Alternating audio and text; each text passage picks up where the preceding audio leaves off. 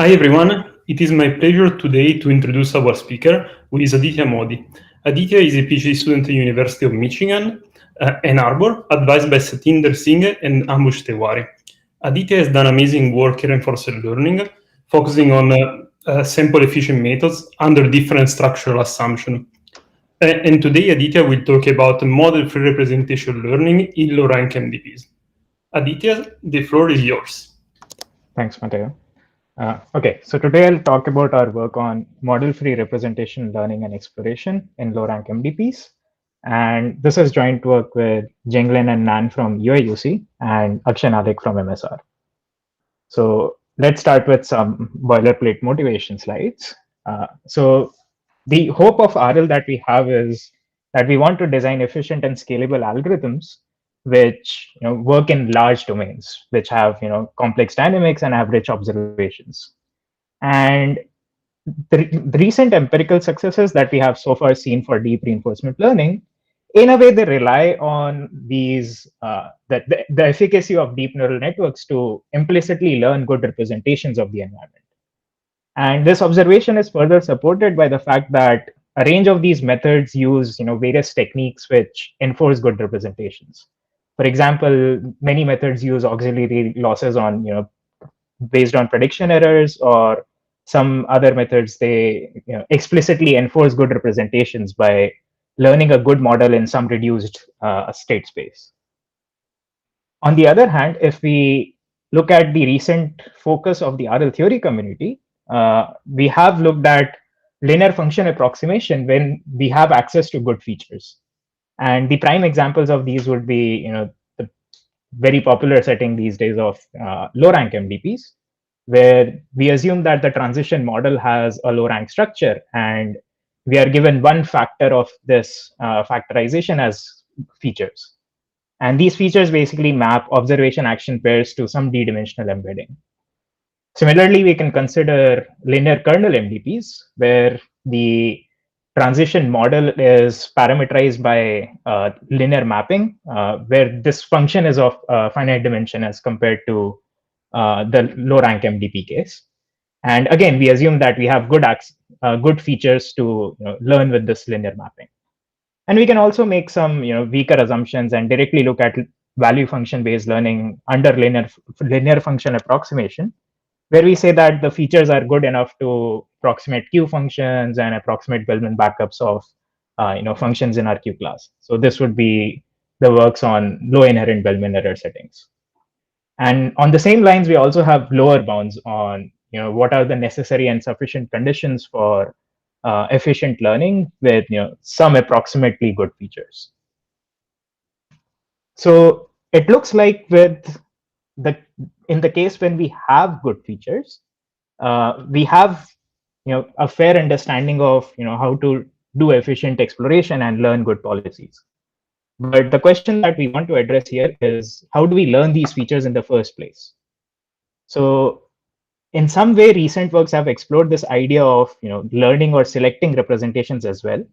So one category of recent works would be a simple model selection viewpoint on this, where the agent would be given a finite class of state abstraction functions or finite set of features. And the goal would be to design methods which incur similar cost as if the agent was given the true features to begin with. And the other category would be block MDPs, where you assume a certain structure in the environment, where you say that the observations of the environment can be encoded into, clustered into finite latent states. And therefore, the goal is to learn these encoding functions. And there has been a line of work from Microsoft Research where they develop algorithms under different settings and weaker assumptions.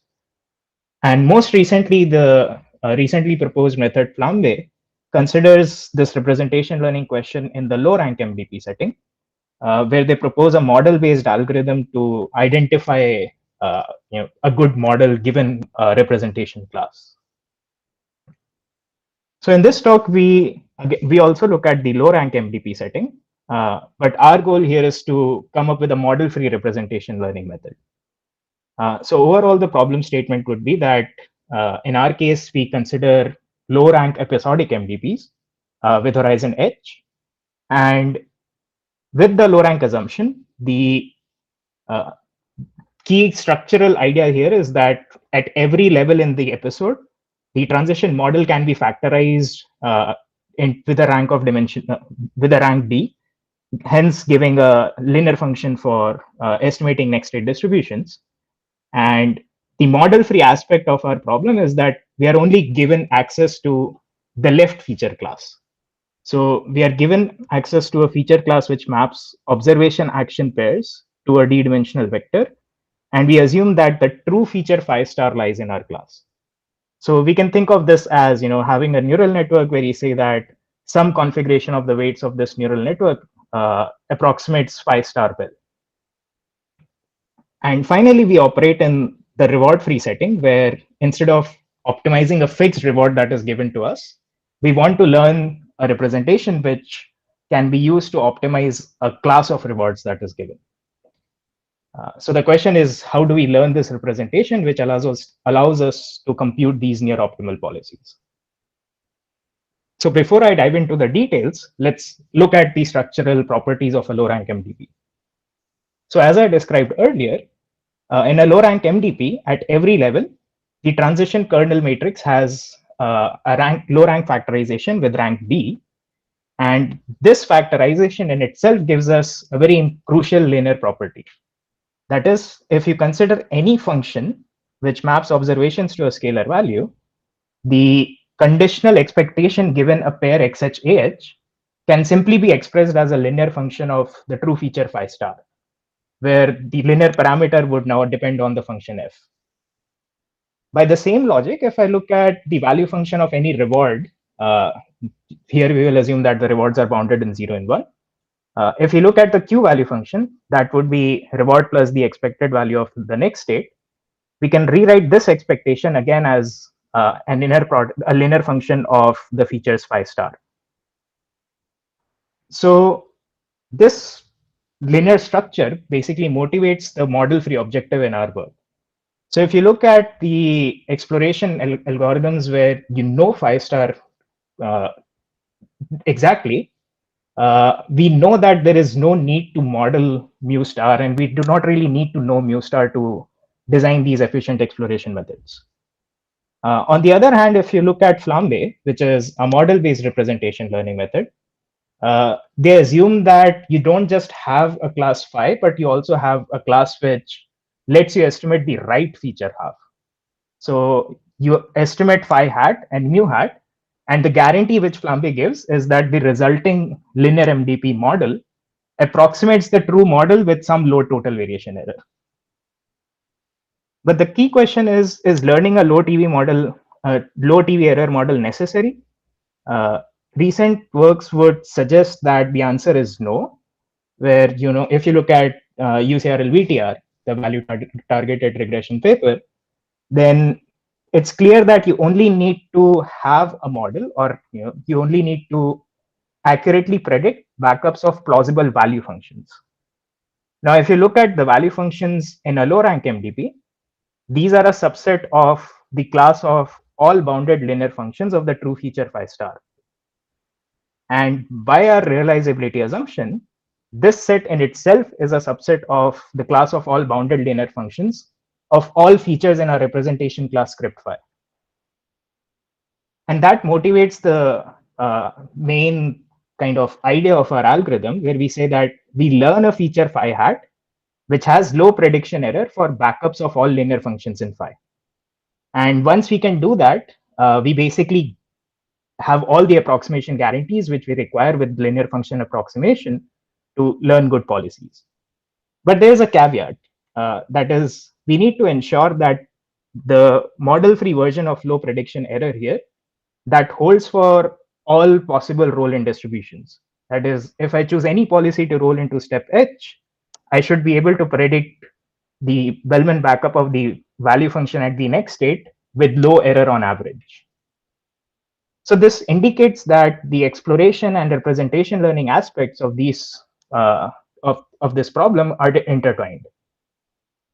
So with this intuition, let's dive into the details and see how our method solves this intertwined exploration and representation learning problem.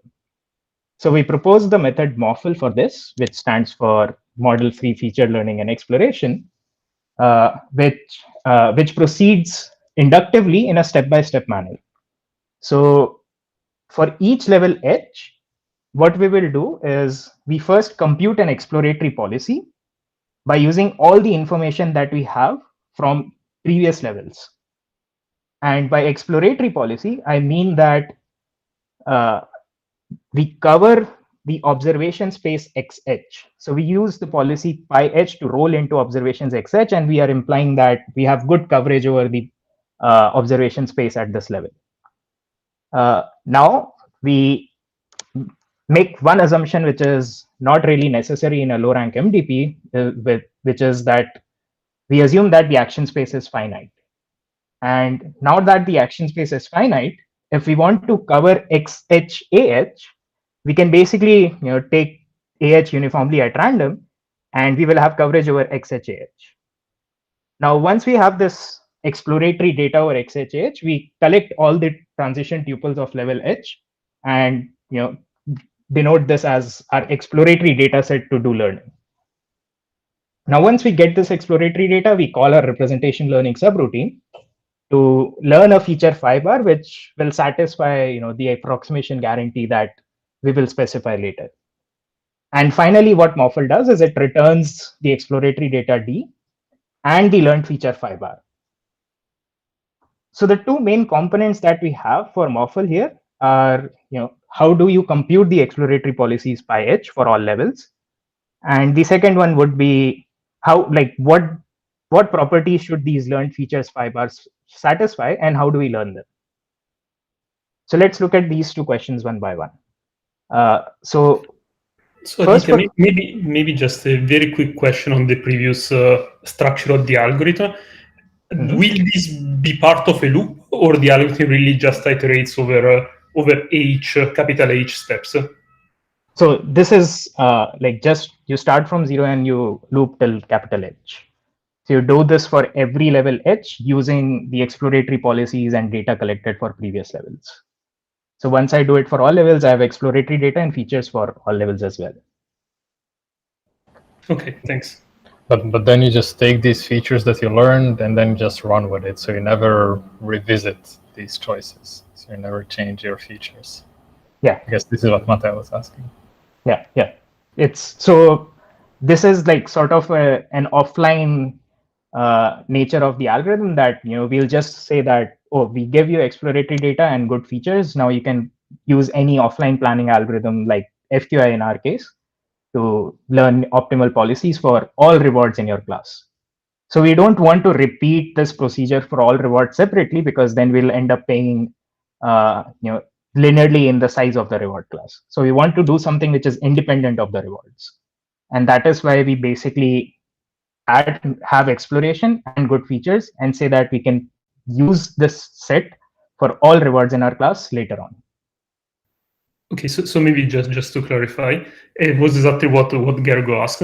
But so it means that basically you are learning in a forward pass, in a sense that you are learning to cover the first layer and then advancing in this way by using the information that you learned on the previous layer. Exactly. Yeah. Okay, thanks.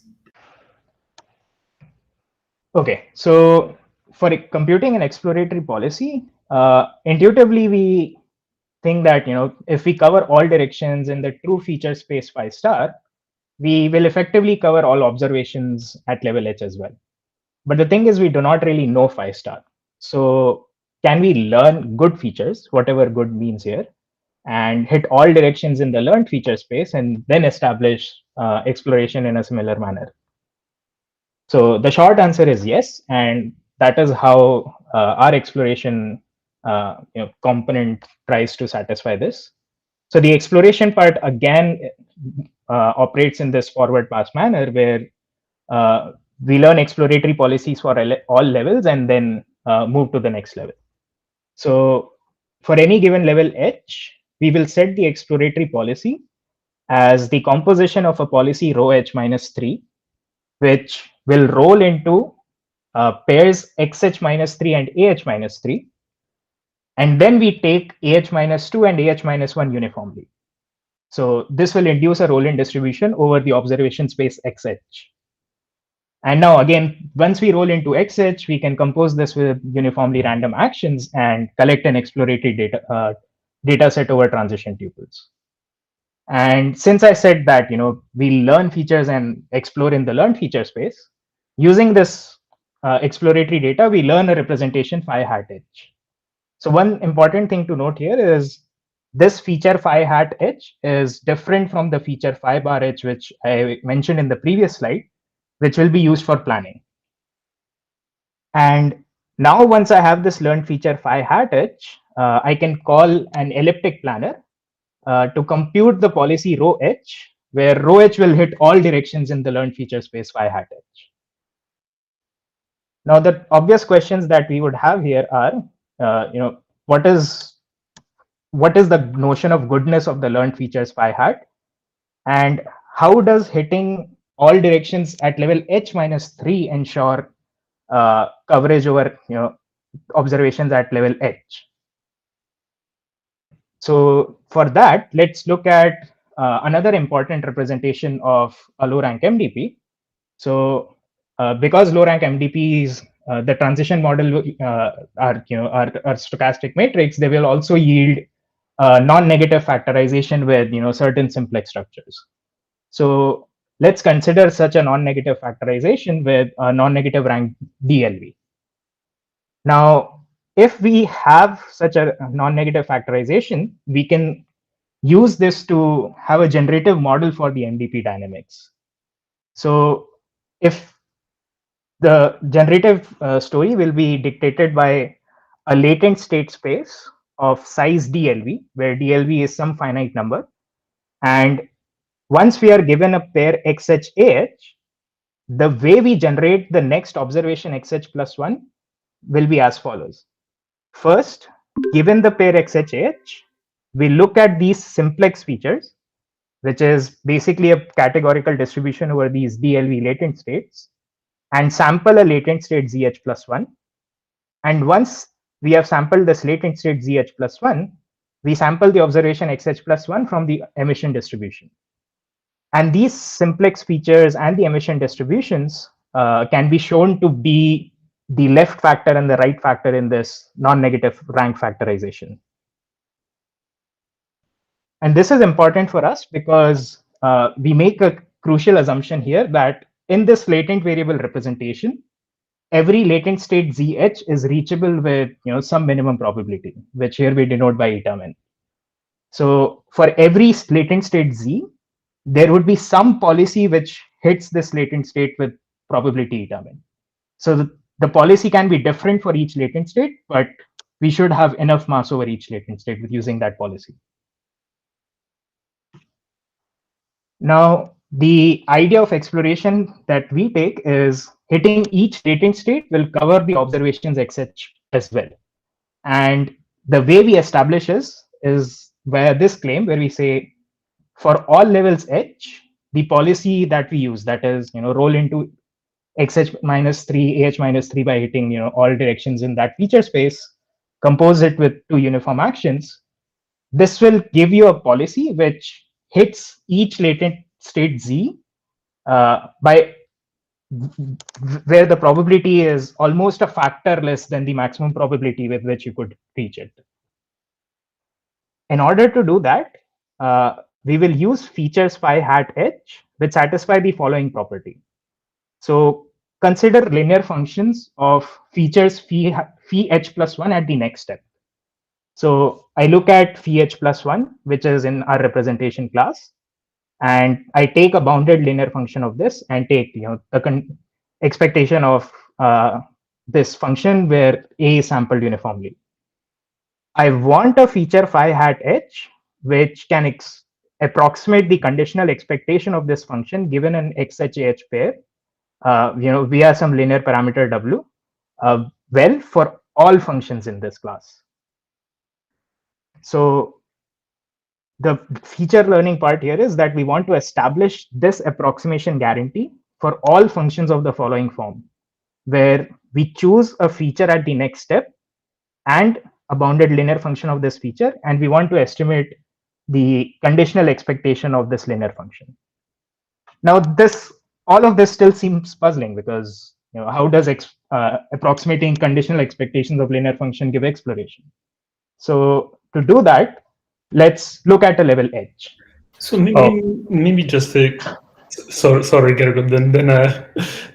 Then I was just gonna express my confusion a little bit. Like, what does this have to do with this non-negative factorization? That part was like a little bit too fast for me. So can you go back to this previous slide where you explained this non-negative factorization? Yeah. So you have a non-negative factorization with a dimension that is potentially larger than so the dimension. But then what happens? Right. So like the non-negative factorization, like there would be one non-negative factorization which has a stochastic structure as well. So the right factor would have rows of dimension DLV, where each row is a categorical distribution. And the right factor here, which is this matrix of DLV times the size of the observation space, each row here as well would be a distribution.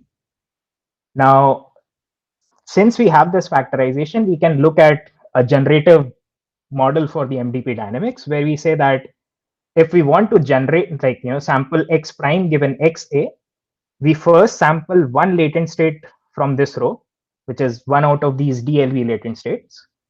And once we have this latent state, we look at that corresponding row and sample the observation at the next step, which is x prime. And here we make this assumption that in this finite latent state space, where the size of this latent state space can easily be exponential. So there would be low rank MDPs where the number of latent states is exponential in the dimension. In this representation, every latent state ZH can be reached with a minimum probability. So I can hit every latent state with, let's say, probability 0.05. And once I say that I can reach every latent state, I'll say that in my exploration component, I'll ensure that I hit each latent state with probability, if it's 0.05, I'll hit it with 0.01. So I'll be only a factor off from the maximum probability that you can reach that latent state. And this part will basically give us a distribution mismatch kind of relation, where we say that if we compare the concentrability coefficient for two observations, I'll basically take the ratio of my policy's probability of hitting a latent state versus the best policy which hits that latent state. And that is bounded by this factor K that we use in the analysis. Right. Okay. Yeah, that makes sense. That answers my question. I have a bunch of other questions related, like the existence and the non-triviality of these, but maybe we can return to those later. But I guess like one clarification that's probably important is that, is your algorithm ever going to make use of these latent states, or no? This is abstract in the So this is just in the analysis, and we don't really learn these encoding functions or learn the non-negative factorization. Right. Thank you. So you only learn those features which satisfy the linear approximation property. Okay. Thanks. I also have a question. One was the question from Gergel, so about the knowledge on this factorization. The second one, if you can go back to the previous slide, is more on the reachability assumption. That I guess it's an assumption that you require. Could you comment a little bit on the strength of this assumption, in the sense that I just want to, it doesn't seem to be connected to a sort of ergodicity, because it seems that depends on a specific policy. So it's not that every policy should allow this probability. Could you give an intuition? And then also the second question, do you need to know this lower bound on the probability than in the algorithm? So I'll start with the second question first. We do need to know the value of eta min to set these certain thresholds that we need for the feature approximation. And the first part, the reachability assumption. So the first thing is, do we need a reachability assumption of any form? That is, do we need an assumption of the sort that there should be some policy which hits, which has enough weight on all directions in the feature space 5 star. So if you look at the existing recent works on reward free exploration in linear MDPs, if you look at model free settings, then there's some hint that you cannot avoid that reachability assumption. Now here in our case, we don't look at that weaker form of reachability in the feature space, and we have to kind of resort to this latent variable decomposition, because the way we say that hit all directions in level h-3 and compose it with uniform actions ensures that the function approximation that you have in these linear backups, that works.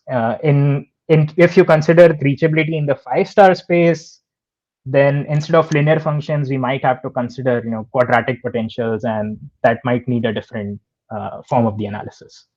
But yeah, this is still unresolved in the sense that we don't know if reachability is necessary. Okay, thanks.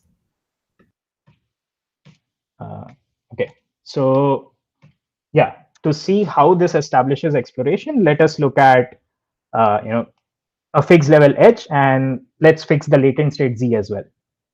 So let pi prime denote the policy which hits this latent state with maximum probability, and that probability can be expressed by the expectation of the indicator function.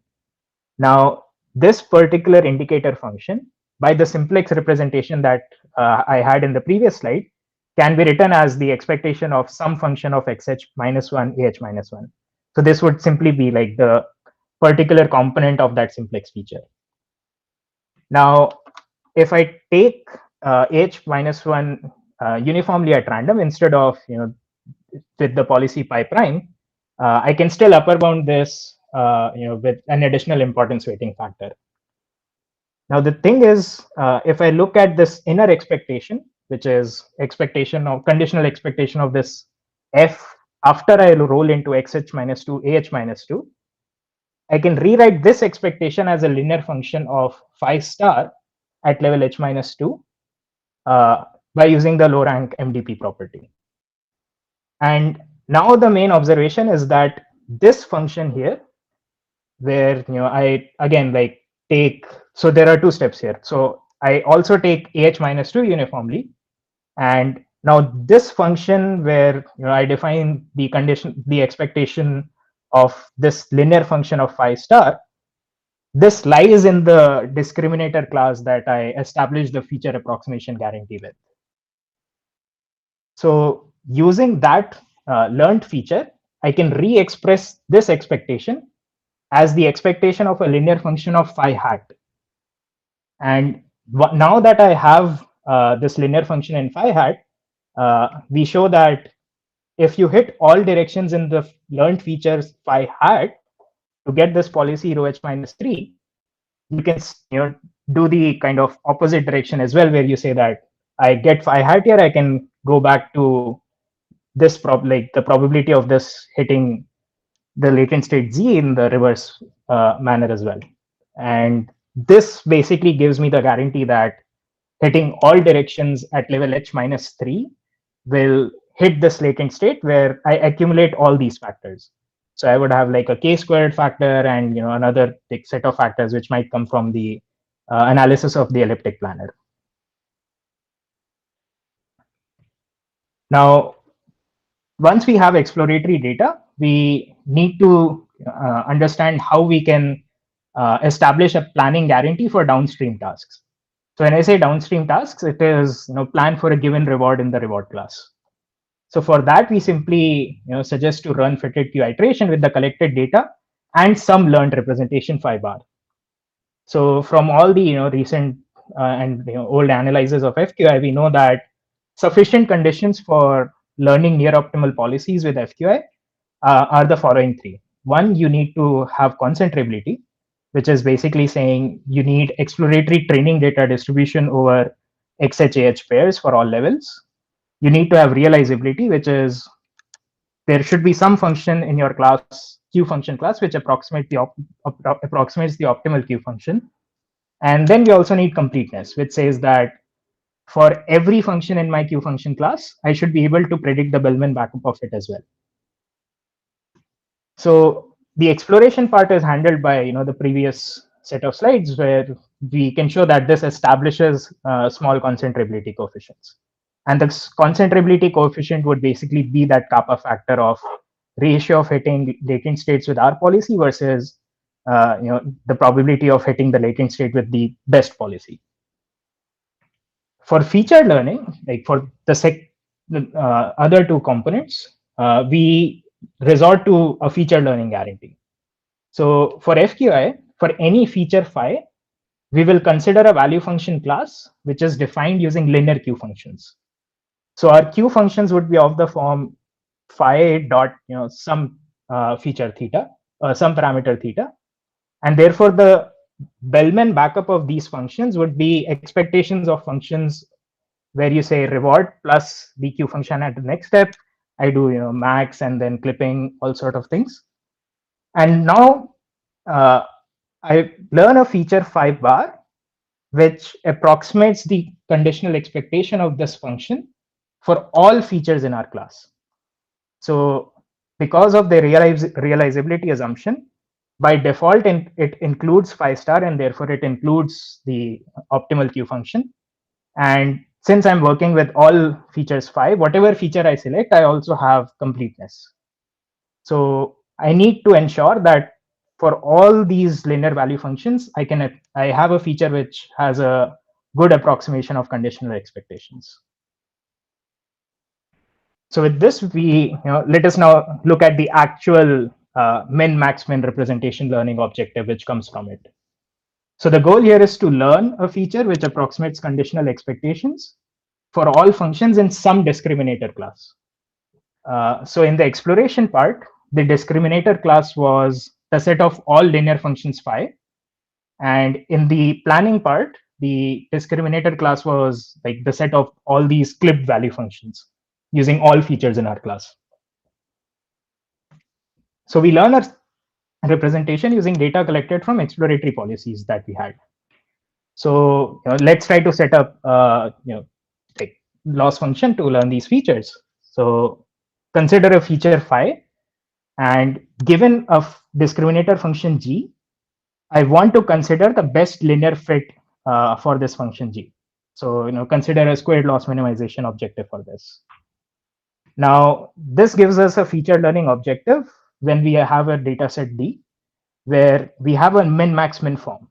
So for a given feature phi and g, we take the best linear estimator, and we want to show that this loss is small for all discriminator functions in my class. So I want to minimize the worst case error using the best linear fit for all functions. And what I do is I basically select the feature which suffers the smallest worst case error. But one thing which people would be able to note here is the empirical loss here is not an unbiased estimate of the desired squared loss that we wanted, because we want to estimate the true target function, that is the conditional expectation of this function given xhah. So we have an additional variance term which we have not accounted for here. So this is like the well-known double sampling issue, and we use a popular method where we add a variance correction term. So for any given function g in our discriminator class, we'll subtract off an estimate of the variance term, which is the best linear fit by choosing the best feature in our class and the best linear parameter. But this is again like a min-max min problem. So the objective in the feature learning part for both exploration and the planning components is, given an exploratory data, solve this min-max min problem. So if I ignore all computational aspects, I can still look at this end-to-end learning method in a statistical manner and assume that I have some oracle access to the solution of this objective. So there we have our first result, where we can show that if the features phi hat and phi bar for both exploration and planning these are returned by some min-max min oracle, the following would hold. So first, we'll actually collect exploratory data for each level. And second, for each reward R, we can run FQI with the learned feature phi bar to return an epsilon optimal policy with high probability. And the good thing here is that the overall sample complexity is polynomial in the relevant parameters. So one important thing to note here is that we have logarithmic dependence on the size of the representation class and the size of the reward class. If we have infinitely sized classes, then we can reuse appropriate complexity measures for that, like some log covering numbers or something else. But one important thing to keep in mind is that we have to depend on the number of actions, and the dependencies are quite worse. And we also have to depend on this reachability parameter. So the reachability component eta min is really important.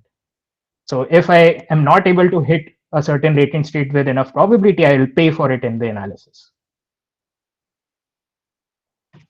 So Aditya, I have a question regarding what the oracle does. So what is the input to the oracle? Is it a bunch of samples, or is it the distribution? And what is the exact claim here?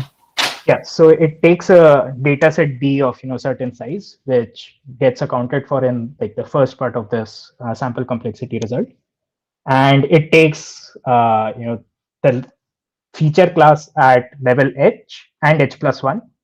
So for the exploration part, I'll design unclipped linear functions as my discriminator class G, and for the planning part, I'll use the clipped value functions using all features phi at the next step. So these are the three things that the oracle would need. Right, I see. And then I suppose the claim is that, well, if I call the oracle with a large enough sample size, then I'm going to be able to record what exactly? Like an epsilon optimal policy?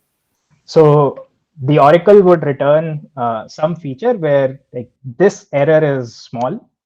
For both exploration and planning, this would be some value of epsilon. And then if I set those parameters appropriately, which would depend on eta min and the tolerance which is required in the downstream planning part, I can recover these features and show the required sample sizes. And this holds for all rewards. That is, once I have the exploratory data set and once I have these features, I do not need to relearn anything. I can use the same set for planning with FQI for all rewards. I just simply need to choose the right value function class by including the reward function which is given to us. Right, I see. So the oracle just essentially gives you a feature map, and then you just do FQI with that feature map. Yeah. And can FQI reuse some of the computation that was done by the oracle before, or is it trying to solve a completely different problem? Because I see a lot of similarities between these objectives. I'm just not really sure. I see. So the oracle is simply solving a feature learning objective. So this is like the min-max min objective that we have.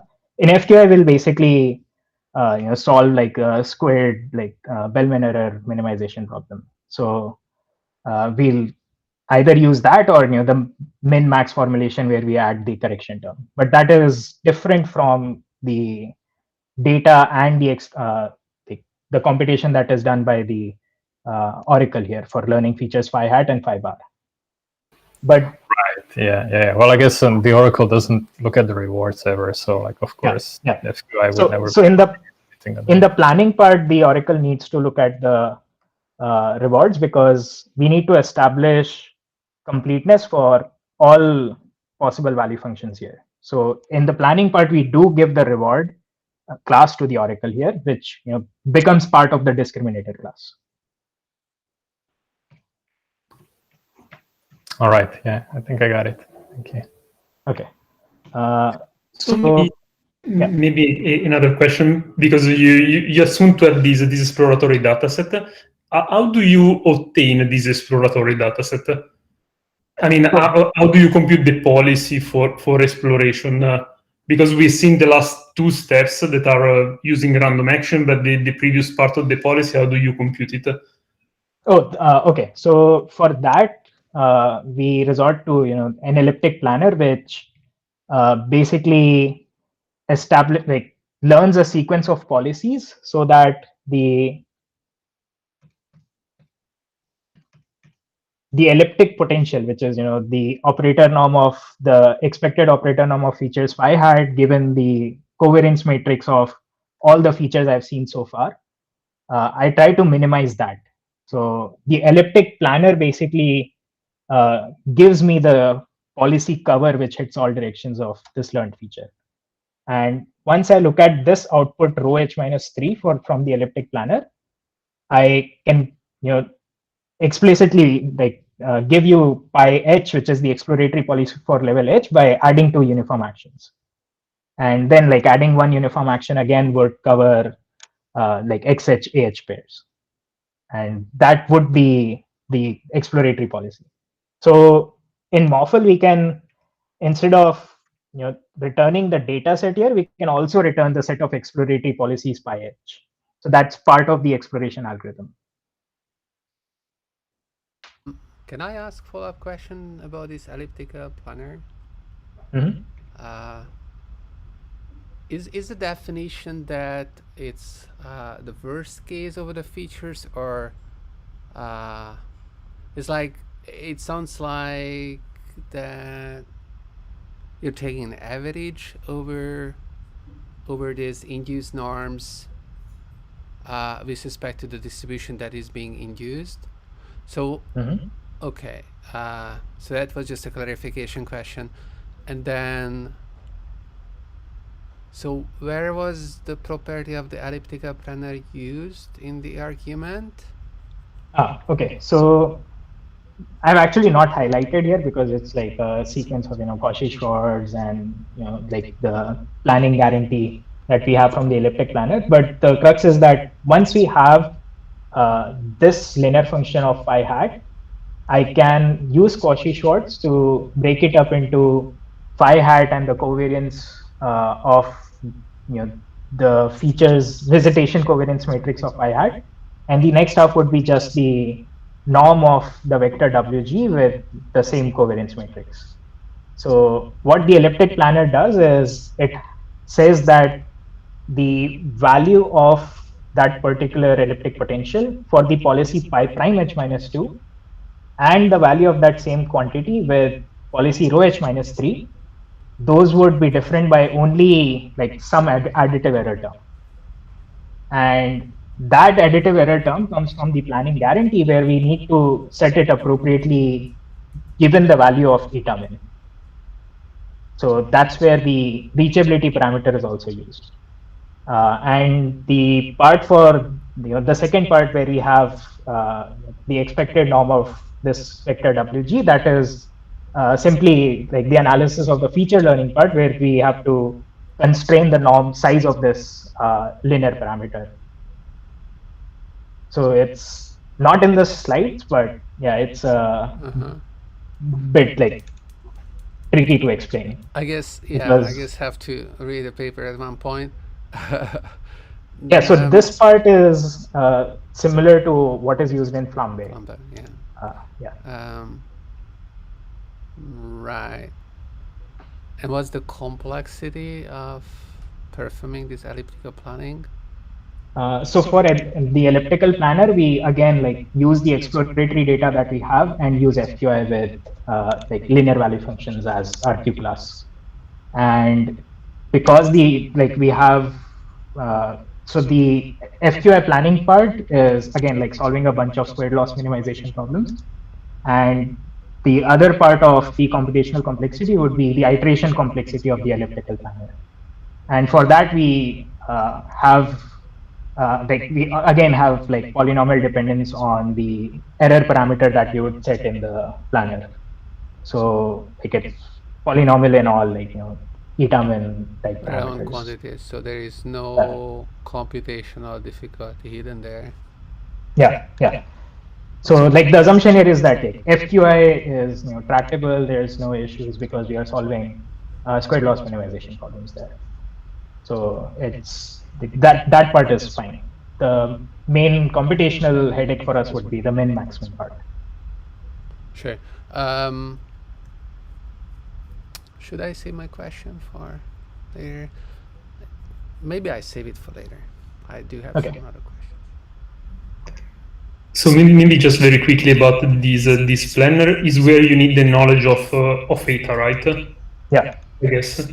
Okay. So the error with the estimate that we would have for this linear function versus what we actually can have, that we need to set that error with some constant factor of eta min, so that we do not end up paying more than what we actually want to. Okay, thanks. Okay, so yeah, so with the oracle case, we get the nice polynomial sample complexity results. It has bad exponents, but still polynomial, so maybe it's good. So let us try to relax the computational aspect for it. So instead of solving the min-max min problem, maybe we can break it up into like solve this objective iteratively and greedily expand the discriminator class. So what I mean by that is, instead of considering the whole discriminator class G, let's start with some like arbitrary function in the discriminator class. Now what we can do is, given this finite set, I do not need to worry about the inner max part, because I can simply minimize the total like approximation error, like total squared loss for all functions Gi in my discriminator class. And in this case, I can simply use the properties of the squared laws, that the empirical term and the expected laws that we actually want to handle, those would simply give me the guarantee that I actually approximate conditional expectations of Gi. Like, I do not need to add the variance correction term here, which is the standard regression analysis. Now, once we have this feature phi hat, I need to look for the next discriminator function to add, which is I add the discriminator function greedily. So I find one discriminator function gt plus 1, which has the highest excess loss. And computing that function with the highest excess loss is, again, like, it follows the same principle that we just don't have the first min because we have already selected the feature phi hat, and we solve this max min problem. So we choose the function g, which has this worst squared loss with the variance correction term embedded in it. So we need to solve this max min problem, which is a saddle point problem that we have. And once we get this gt plus 1 discriminator function, we add it to the finite set, again recompute a feature phi hat t, and proceed iteratively. And we stop this procedure when this excess loss that is evaluated over the given data set, if it's smaller than a certain threshold, where we set the threshold in the analysis, we stop and return the final feature phi hat, capital T, let's say. Now, for this method, we again have similar guarantees that if we learn the exploration features phi hat and the planning features phi bar using this method, the final feature returned by this would satisfy the desired approximation guarantee, and it would terminate after polynomially many iterations, where the dependence, there would be a dependence on the approximation error that we want these features to satisfy. And once we compute these features, the story is the same, that you can use the exploratory dataset and the features phi bar to plan for every reward using FQI and get near optimal policies with high probability. And the overall sample complexity of this end-to-end method, when you use the iterative min-max min learner, is polynomial in the parameters. And I say polynomial because now the dependencies on number of actions, eta min, and everything is much worse than what we had in the oracle case. So now we see that, okay, even in the iterative min-max min learner, we need to solve this max min problem. So we cannot say that it is provably computationally tractable, because for arbitrary feature classes, we would not have a nice concave convex structure which will give us convergence guarantees. So for that, we look at a specific case where we have a feature class which is finite, and we can efficiently enumerate over that finite feature class. And we can show that morphle is computationally tractable, like a version of morphle is computationally tractable in this case. So to that end, consider the class of unclipped linear functions. So consider the discriminator functions that we had in the exploration component, not in the planning part, because there we had a clipping. And then we can show that the min-max min objective that we have, it reduces to sets of eigenvector computation problems. So the feature learning objective that we have is this min-max min problem, where if I fix the phi argument in the min part, phi twiddle and phi prime argument in the max part, I basically have a quadratic function to optimize over theta, because these matrices x prime, a phi prime, and x prime here, these are matrices which can computed by using the training data set, and the size of these matrices would scale with the dimension d of the features and the number of feature functions in our class. So that's where the finiteness assumption comes in. And when we have this reduction to quadratic optimization problems, we can simply iterate over all tuples phi twiddle, and phi prime, and compute the loss for each tuple and select the feature phi which suffers the smallest error. Now, for this, we get a slightly different guarantee than what we started off with while setting up the problem. So because we consider unclipped linear functions, and that is necessary to reduce it to this quadratic optimization problem, we can still get the same feature learning and therefore the exploration guarantee for the first part, and say that this version of Morphle would return an exploratory dataset. But now in the second part, which is the planning component, we cannot handle the clipping of value functions. So there we do not return the feature phi bar, but say that, okay, you do have exploratory dataset and you can run FQI with all linear function classes using all features in your feature class, where now the size of this Q function class would scale with the number of features that you have in this set. And using this, you can again use FQI to learn an epsilon optimal policy with high probability. And for this case, again, we have polynomial sample complexity results. So with this, I think I'll conclude the key contributions of this work. And to summarize, the method Morphle that we propose, it actually intertwines exploration and representation learning in a model-free manner, because it just uses the given representation class that we have for observation action pairs. And we have a computationally possibly intractable problem, which is like we have to solve a max-min problem, but this lets us take into account arbitrary representation classes. But given the results, there are still many questions that we can consider or we need to resolve. So the one thing which we definitely need to look at is reachability necessary? Necessary either in the current latent variable representation form that we have, or a weaker reachability assumption, or a reachability assumption altogether.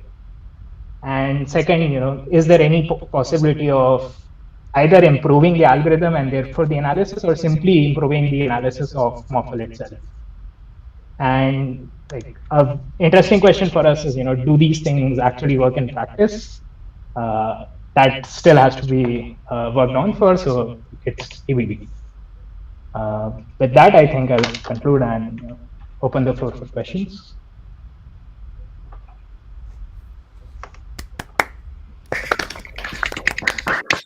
Okay.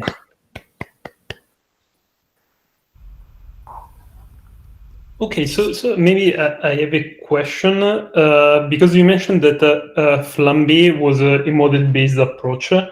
Do you have? Could you give us an intuition what are the results and how they compare with the model-based approach, if possible, to do this comparison? Yeah.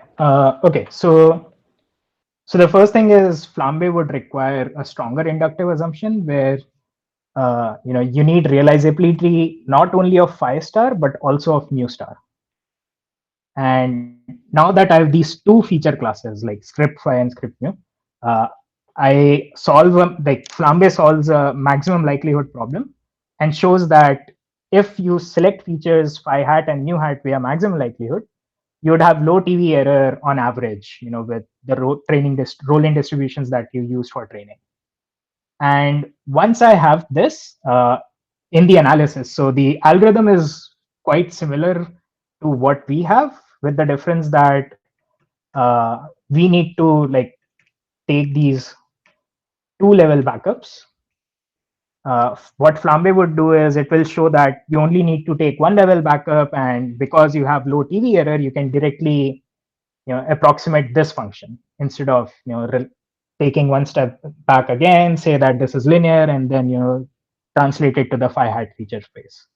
So the algorithm would proceed similarly, where you would try to hit features in the phi hat h minus 2 space rather than phi hat h minus 3 space. And again, you would use elliptic planner for that. And therefore, the algorithmic scheme is a bit similar. The benefit of having a model free setting there is that you do not need reachability assumption. And the idea there is, because I'm looking at model based setup where I can judge whether in this given observation actions pair, do I have low TV error or do I not have low TV error?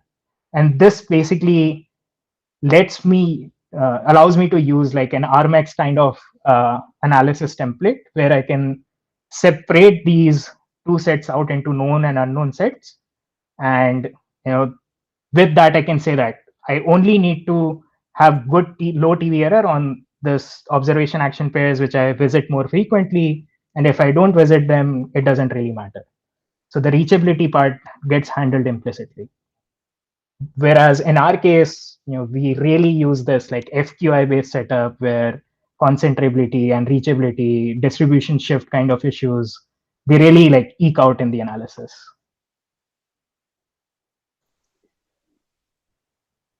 Okay, thanks for the explanation. Jump in with a question. Yeah, sure.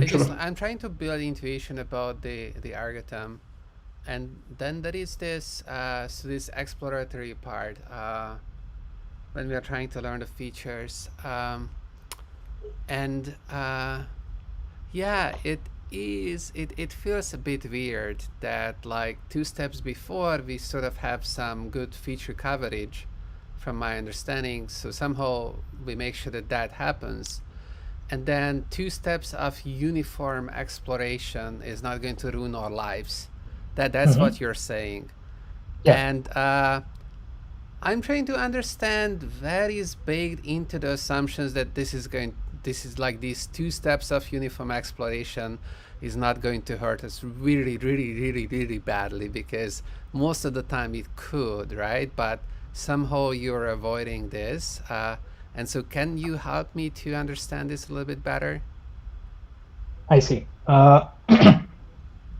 So yes, this would be really bad if we kept taking uniformly random actions for all levels h for reaching rolling into xh. But even 2 steps, I mean, that's a little bit flying blind, and the probabilities that come up, it's so undirected. It's uniform exploration is not. I guess maybe you're just saying that can't get arbitrarily bad or something like that. Oh, so the thing is we accumulate all these. So in this case, a k-squared importance weight factor, and we end up paying for that in the final sample complexity result. So usually in linear MDPs, you won't have to depend on the cardinality of the action space, right? If you knew the features. Whereas in our case, even in the Oracle case, we have in a way really bad dependence on the number of actions. I guess it's just if you have a bounded number of stages where you do the uniform exploration, it's not that bad. It's fixed order polynomial. Yeah. Okay. All right. Yeah, and it removing the dependence on number of actions. Even in Flambe, where we have the model-based setting with stronger inductive assumptions, even there we have to take actions uniformly at random, and therefore it's not clear if we can remove that assumption, without like adding more structure in some way. Gotcha. So I got a question, just probably expected. I'm not sure if it counts as controversial or no, but that is regarding this reachability assumption and this non-negative decomposition, or this stochastic decomposition of the transition matrix. So, well, I guess it's obvious that there's always a trivial decomposition, right? Which is just of the original transition function size. But can you make some natural assumptions under which you can really get a smaller decomposition where this dimension is going to be small enough so you can keep this eta believably small? I guess this last part was a bit controversial, but I just want to hear your thoughts on this assumption. Shall we start recording if we want to go to controversials? So I guess it's like these two things are not independent of each other, because you can actually show that there are low rank MDPs where this, like the size of this non-negative factorization, so the size of this latent state space would be exponential in the dimension. So if that's the case, the size of the state space would not really give us a good reachability assumption, because even if we say that we can uniformly cover all states, we'll have like an eta min parameter which would be exponentially small. But the flip of that is also nice in a way that so this was there in the Flambe paper, where they showed that if I assume that I can hit every state with eta min probability, there's some policy which hits latent state with that probability, the dimension DLV, the smallest non-negative factorization, would be proportional to 1 over eta min squared. So in that case, the size of the latent state space would not be large. So it's like a small latent space does not imply reachability, whereas reachability implies small latent space. Can I ask a controversial question back at Agarwal? Do we know any actual examples that are low rank MDPs but does not have low rank stochastic factorization? Give me one. Right. Yeah. Right. So I mean, like, cutting out. There's a very interesting, like people. I hear many people say that the low rank stochastic factorization is a much stronger assumption than just low rankness. But I mean, low rankness itself is already ridiculously strong. But moreover, I don't find any motivating examples that lies in their like difference. So this is quite weird. Related question. Are we strongly relying on realizability, or can we deal with misspecification? Because that kind of addresses all these pain points, I think, or could be like potentially. It's a bigger scope, right? So it's like we can only tolerate misspecification up to like an eta min additive factor in a way. So the reason behind that is, in this part where we learn features phi hat for exploration, we need to set this error that we have in feature approximation to like a scalar times eta min. And if I don't have any feature which can do that, I basically cannot give you that exploration analysis in the end. So at least by this method, it won't be true unless you have good enough approximation. So it goes back to these model selection questions too, right? Like if I choose a more approximate representation, then maybe like I'm compressing more, my eta min can go up. So who knows? Like these things can work in various ways, right? Eta min is a property of the environment, right? It doesn't really depend on what features I choose. No, latent stuff. And here as well, I want to assume approximate factorization, non-negative factorization, like everywhere. And if I do that, then I can somehow, to some degree, control how big eta min is. Yeah, but I guess the problem is that because we rely on this eta min assumption purely for handling distribution shift, right? So, and when you do distribution shift, the crucial thing is about like ratio, right? So if you have additive error here, it probably like plays ugly with because you want to bound the concentrability, right? So yeah, I don't know, maybe Aditya has thought more about this, but I would say, and also we don't want to add any more approximation stuff to this already monstrous analysis. Yeah, like I just like reading like the holding all the pieces together like, is the remarkably. the epsilon. I think you. Well, I don't know whether. I think realizability, like relaxing that though, would be cool. Anyways. Yeah, if by realizability, like I think maybe some amount of error in terms of the low rank representation, that should be relatively easy to handle, right? Okay. Right. Like this this latent variable factorization thing is trickier. So, Chaba, I have a question about this. Are you thinking that like for a linear MDP, the approximate linear MDP is like, it can be represented? Okay, you can write this as a rank D transition operator that is close in some pointwise sense, or what is the approximation you're thinking? Yeah, I think it has to I be don't know what infinite error norm. metric to use. Especially if we don't have rewards, then we don't have much choice there, right? Yeah. Which kind of leads to my next pain point, which is that like, I'd be sure that we don't want those rewards back because they could simplify life a little bit. And it's kind of like, yeah, it's funny that we go the mother free way, but without rewards. It's like, wow, okay, that's brave. Yeah, so I guess it's like in a way it's ingrained in the nature of the algorithm that you know we are saying we established coverage over the XHAH space, and that really doesn't depend on the rewards. Right. So like if we like want a purely model-free version of it, where we don't first establish exploration and then do something afterwards, then it might be possible to bring back the rewards and consider like a different set of assumptions here. But in this case, it's kind of like implied from the algorithmic structure. Yeah.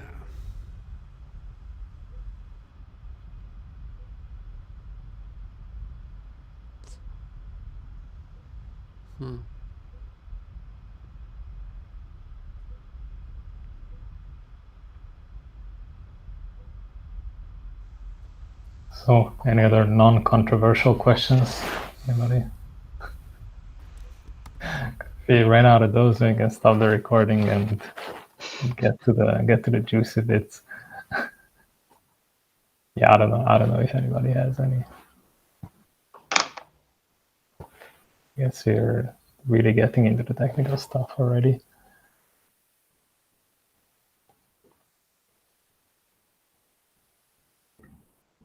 So maybe a question really on future work. Do you think that it's possible to do representation learning irregret minimization? That seems quite challenging to me. Yeah. If you do in a setting where really you need to account also the loss in terms of a reward. Do you have any intuition about that? So I see. So one thing that like we tried thinking of in the beginning was stick to something similar to LSVI UCB, where we say that in the known feature case, we use all these like quadratic bonuses and say that we optimistically estimate value functions. Can we do something similar and say like take max of quadratic bonuses over representation functions in your class? But I guess establishing that without really saying anything about the quality of the phi hat that you select in your function, and establishing like pointwise optimism in the same way, that seemed difficult, and we didn't really get any further from there. And the issue is like even in this case, we really end up paying a lot in collecting data with the exploratory policies. So in the regret framework, we'll pay for all of these in the regret. So like the burn-in period itself seems to be quite large in that case. So we need to think of I agree. Just to clarify a little bit, the point is that I think that selection can be done. I mean, we have algorithms for doing, model selection or representation selection. It's really the part of learning if you have a function class that seems to be a little bit more tricky. So the thing is like in the regret minimization framework where you have model selection, you end up paying polynomially in the size of your model class. Whereas in this case, we really want we can show a logarithmic dependence result. So that's like a contrast between, like model selection kind of result that we have seen so far versus what we get here. And like one comparison that we have actually, we can actually make here is you can concatenate all features of all representation classes in your given functions in your given class and say that you have, let's say, n by d dimensional features, and only one feature is important for us. So like a block of d indices in this nd feature space is important. So I'm looking at like a sparse LSVI UCB learning setting. But in that case, like we don't really know how to have like an S log D regret bound without, again, making strong assumptions of like having a policy which has like good coverage over this feature space. So Akshay was saying something about the nonlinear case. I was also thinking about the nonlinear case that like all this representation learning is similar to learning with nonlinear function approximation. And Akshay, do you want to say? Yeah. So it is. So the assumption we're not ever able to get like local confidence bounds, right? So this function class capital phi, we place no assumptions on it, except it's like bounded statistical complexity. So really, you should think about this like a nonlinear function approximation setting. And because of that, I think you probably cannot do local UCB style things. That seems very challenging, or I definitely don't know how to do it. Now, for so I was thinking about this in the context of low regret, because it probably means you have to do this sort of like global optimism that Andrea Zanet was doing in this low inherent Bellman error setting. And we don't even know how to do that computationally efficiently in the known features case. So that doesn't mean you can't get low regret algorithm, but it just means like you also have this computational issue, right? So getting local confidence bounds. So that relied on some sort of closeness, basically, right? And then you can just like run your statistical toolkit so that like you can cook up an MDP class that fits to your nonlinear function class and then call it a win. And then you could get the local stuff going for you. I think you had some really short note actually along these lines. Wasn't it like when you were telling me that like you could just do this by making a sufficient strong closeness assumption? Or maybe I'm mixing this up. Sorry. I think, if I remember, I think this is actually a real restriction on the function class. So you cannot, like, you kind of need a function class that supports maybe like L infinity guarantees. L infinity. But you can always get some L infinity guarantees. Maybe it's just gonna be loose, right? Yeah, but I think maybe that's the issue. I don't know like what the right like, I don't know, conceptual perspective I should take is, but I try to just say like I only want to use like standard uniform convergence argument. Is what when I think about nonlinear function approximation, I only want to use standard uniform convergence argument, which is maybe not. Maybe I should be using more, but that's like the way I think about it. Yeah. By which you mean it's like distribution free bonds, but not L infinity type of things. Yeah, but like in L2 reinforcement learning, we really need the L infinity type of things. So that's. Yeah, but I mean, you can get some mileage with L2, but I think it's very hard to do the confidence interval stuff, right? Right. Without L infinity. Yeah, I mean, there is always something you can do, but I'm not saying it's going to be super insightful, or it's just like you're pushing it really hard and like something comes out, but it's a little bit unclear whether it's useful or not, especially given for these nonlinear classes. I think that the big question is which of these classes can tolerate this type of like pushing really hard, because things can blow up like really bad. I think maybe that's what you're talking about. Like maybe it's possible to get everything going, but like you never know. Like if you do the analysis in completely general fashion for the nonlinear case, then you never know whether everything just blew up into your face or not. And going one by one, I don't know, man. Do you want to do that? So I've seen this new paper. It's not controversial, but L dimension exponential for U one hidden layers. Yeah, there you go. Sample complexity is exponential anyways for the same class. Even just learning rewards like bandits. So nonlinear can get really hairy really quickly. Yeah, I totally agree. Not controversial. No. Sadly not. Yeah. Yeah.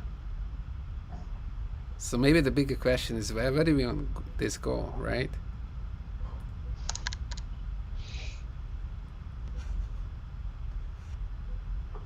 So we see that nonlinear can be really, really hard, very easily.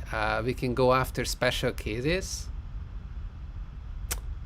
I guess in a way we don't have much of a choice there, but how to stay relevant and useful is the question, right? Well, that's the controversial. It's not controversial part, but it's like the painful part.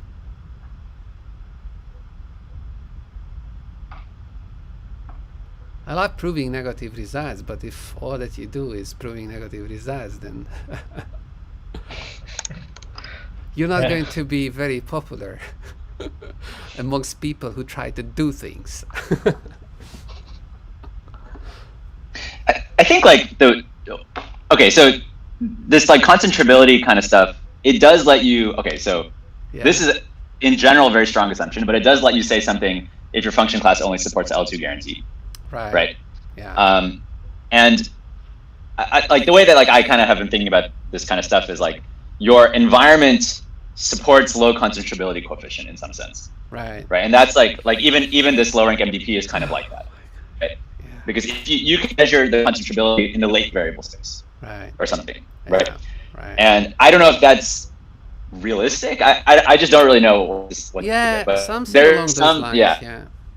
Like pushing a little bit harder and maybe making it reward specific, because I don't believe that in general things are compressible that well.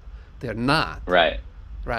But if you have a specific task, then you can ignore so many things in the world, and then suddenly that means that things are compressible, and maybe this concentrability is not so crazy to assume, but just with regards to your task. I think Aditya wanted to say something a moment ago. Yeah, I mean, it was something along the same lines that, like for linear MDPs, we know that like, the point-wise concentrability coefficient is not required. We really need to just, have like good coverage in the feature space. It doesn't matter what is the probability of visiting each XA pair. So one thing which might be interesting, and like I don't really know how to do that, would be to, in this representation learning setting as well, if the reachability assumption is over the feature space and we don't really need to move to this latent variable representation. If that is possible, maybe the first delta step can be to like have a weaker reachability assumption, which is in a way required for the downstream FQI planning part, and then like the ultimate step would be, can we remove reachability altogether, where we say that if you cannot hit certain directions or you cannot hit certain latent states with good enough probability, it doesn't really matter. And is like, are rewards important there, or like is it okay in the reward free setting as well? Is I guess not really clear. And I mean, like, I also have some suspicion for Chava's comment that, like, when you know the reward function, there's so much that you can ignore. I think maybe one concrete instantiation of that is, this whole bisimulation stuff. But I think that's only, and you can compress things a lot with that. But that's basically only true, like, if you already know what things that you shouldn't ignore. And of course, yes, that will hold. But I think most likely will be in the case where, the hardest thing is to know which things to throw away. And if you don't know that, your constructibility, like if you are working with functions that, actually depend on things that you should throw away, that doesn't make your life any easier. Actually, we have some, I think I mentioned this in a couple of situations. We have this lower round that shows you, like, if you're in the exploration setting, learning a course by simulation is intractable without further assumptions, right? So that basically gets into this thing is like, if you have lots of functions that don't respect this task specific thing that says, okay, only these part of the states are relevant to your task. But if you don't know that in a priori, maybe it's not always easy to leverage that kind of property. Regarding the bisimulation, I always said that that's like way too rigid. Like it's somehow like, well, it should be about the optima policy and the optima value function only, and like not everything. And like that's too much. But I don't know whether that's helpful actually for this question, right? Like, could be that that's equally hard. Well, I mean, the benefit of that is like that's a one-step condition, right? So it's Yeah. in some sense more friendly to checking using like one-step transition data, whereas all those, yeah. Don't you think that we should do the multi-step thing, like occasionally, like somehow, like we should get into this? Let's do this the time abstraction thing. But yeah, like we don't do that much, and like I think that's not okay. We are missing out on something.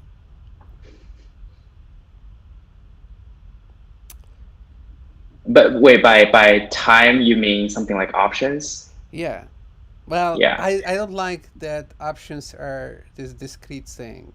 I don't like that aspect. But I mean, general along that line. Along those lines, that yeah. you want. I think I think the difficulty with that, I think, is like the RL theory community has tried to tap into the option stuff, right? So Emma Lee Hone has some old papers, and it just never, we never found like a sweet spot where like there's a lot that we can say that are also interesting and potentially relevant. It's just but as the current maybe is, it's time to change that. There could be something. It's about like if you want to compress things, then time is equally valid as a target. And a lot of times, if you think about like how people act, like you're compressing time big time, right? Like it's like that's a no-brainer. But I think that the mathematical tools that we have are somehow like not beautiful enough to handle this problem. So somehow we're not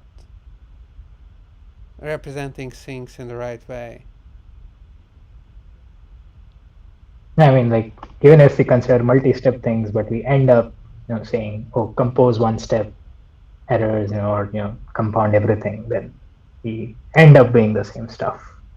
Whereas somehow need to like reduce, the space of like all possible multi-step like policies or prediction problems without really paying for that length of the time scale. And I think right now we always like look at composing like one-step estimates or like one-step predictions.